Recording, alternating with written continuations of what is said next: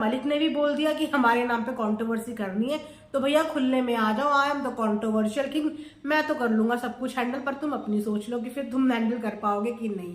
तो friends, welcome back to my channel, welcome back to Earth Mom Dehradun. तो दोस्तों, इतनी कंट्रोवर्सी के बीच में मैं मलिक फैमिली के व्लॉग देखना मिस कर गई थी एंड सडनली जब मैं कल मलिक फैमिली के व्लॉग देखने लगी तो उसमें मुझे मिस्टर मलिक एक डायलॉग मारते हुए नजर आए, मतलब बैश करते हुए नजर आए, और वो ये बोलते हुए नजर आ रहे थे कि भैया मेरे नाम पे व्यूज बटोरने हैं तो बटोर लो, अगर लड़ना है तो आ जाओ आमने सामने।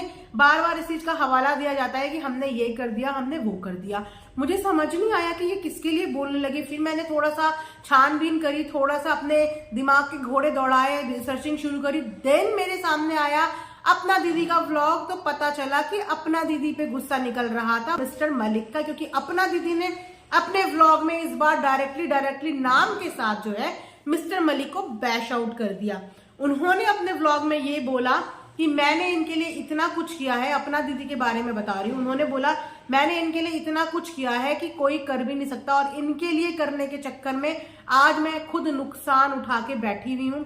इनके घर 2-2, 3-3 महीने रहने की वजह से मेरा सिलाई का नुकसान हुआ, मेरा एक नंबर पे चल रहा काम जो बहुत बढ़िया चलता था वो पूरा डाउन हुआ, मेरे व्लॉग्स डाउन हुए, और मेरा जो बहुत बढ़िया तरीके से काम चल रहा था वो खत्म हुआ सिर्फ इन लोगों की वजह से, क्योंकि मैं इनको देखने के लिए चली गई, इनके लिए खड़ी हो गई, और वहां पे ये लोग मतलबी बोल रहे हैं। ये लोग कह रहे हैं कि मतलबी लोगों से तो हम दूर ही रहते हैं, मतलबी लोगों से तो हम पहले ही रिश्ता तोड़ चुके हैं। तो इस बार सपना दीदी बिल्कुल गुस्से में नजर आ रही थी, इसलिए तैड़ फैड़ से जवाब दिया। तैड़ फैड़ से उन्होंने बोला कि मतलबी हम नहीं है, मतलबी तुम लोग हो, हमने कोई मतलब नहीं निकाला तुमसे, मतलब हमारा क्या निकल गया, तुमने हमारे लिए क्या कर दिया, तुमने हमारे लिए कुछ थोड़ी किया, कुछ भी तुमने हमारे लिए नहीं किया, उल्टा हमने तुम्हारे लिए किया और उसकी वजह से तुम यहाँ हो। मतलब गुस्सा कर रही थी अपना दीदी। तो मुझे समझ नहीं आया कि अब ये गुस्सा क्यों कर रही है, क्योंकि पहले व्लॉग देखा मैंने मिस्टर मलिक का, वो गुस्सा कर रहे थे, फिर जब रिसर्च किया तो देखा अपना दीदी गुस्सा कर रही है।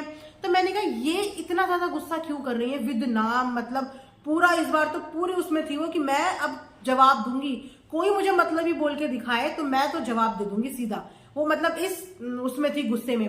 उसके बाद उनके कमेंट सेक्शन मैंने देखा तो उस कमेंट सेक्शन में सारे के सारे ही अपना दीदी को समझा रहे थे कि भैया तुम्हारे लिए तो कुछ बोला ही नहीं, तुम बार बार क्यों लड़ाई के मुद्दे ढूंढती हो, बार बार क्यों उठा के गुस्सा करने के लिए, लड़ाई करने के लिए आ जाती हो, बार बार क्यों रोना धोना मचा देती हो कि उन्होंने तुम्हारे लिए कुछ बोला ही नहीं।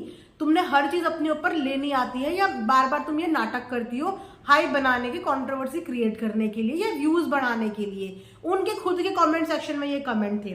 फिर मैंने जाके वीडियो देखी कि किस वीडियो में ऐसा बोल दिया, हालांकि मुझे पर्टिकुलर वो वीडियो नहीं मिली, बट मुझे कमेंट्स में यही पता चला कि वो रैंडम चीजों के लिए बोल रहे थे। जैसे कि आजकल का माहौल चल रहा है, एक तरफ आप जानती हो कि वहां लखनी फैमिली में क्या क्या चल रहा है, और लोगों की जो शक्लें सूरत नजर आ रही हैं। अरमान हमेशा टोंट मारते ही हैं, आप तो जानते ही हैं, टोंट मारने के मामले में तो वो भी कम नहीं है।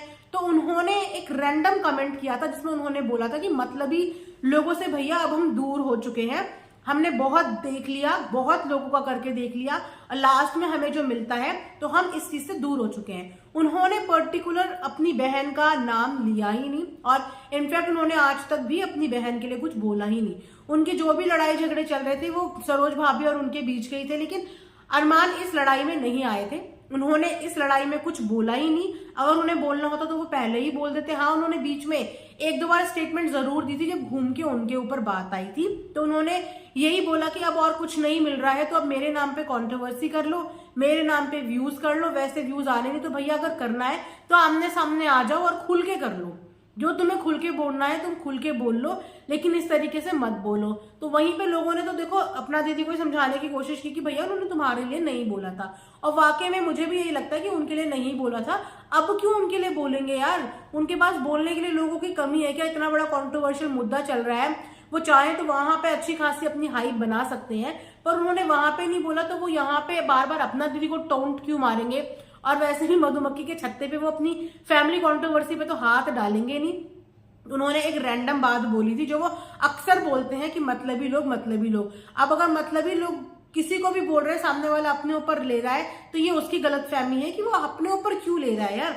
आज आपको लगता है कि आप मतलबी हो, अगर अपना दीदी आपको अपने ऊपर इतना कॉन्फिडेंस है कि आपने कोई भी मतलब नहीं निकाला, इनफैक्ट आपने हेल्प करी है, मदद करी है, तो आप हर कमेंट को अपने ऊपर क्यों ले रहे हो?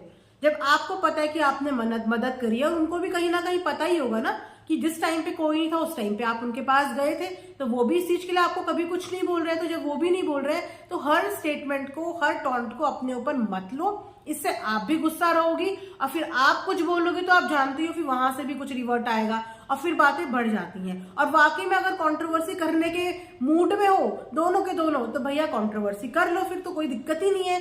लेकिन अगर कंट्रोवर्सी नहीं भी चाहते हो, एक तरफ से बोलते हो कंट्रोवर्सी नहीं चाहिए, तो फिर दूसरी तरफ ये स्टेटमेंट, इतना गुस्सा दिखाने की जरूरत ही नहीं है।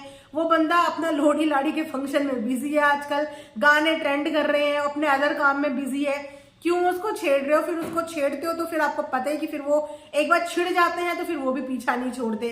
तो ऐसी चीजें मत करो कि फिर जिन चीजों को बर्दाश्त ना कर पाओ। एक फैमिली कंट्रोवर्सी भी बड़ी मुश्किल से ठंडी हुई है, अब आप लोग इस कंट्रोवर्सी को शुरू मत करो, इसे खत्म कर दो, कुछ नहीं मिलने वाला इससे।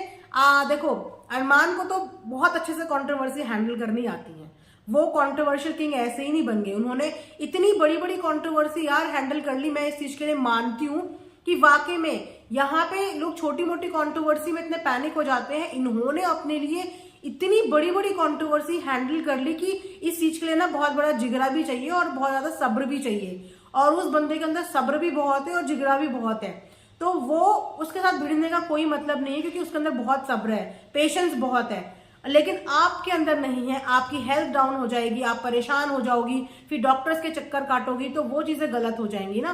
कंट्रोवर्सी उसके साथ करने की कोशिश करो जिसके साथ आप खुद भी झेल पाओ, उसके साथ करने की कोशिश मत करो कि जिसके आगे आप खुद भी कंट्रोवर्सी को संभाल ना पाओ।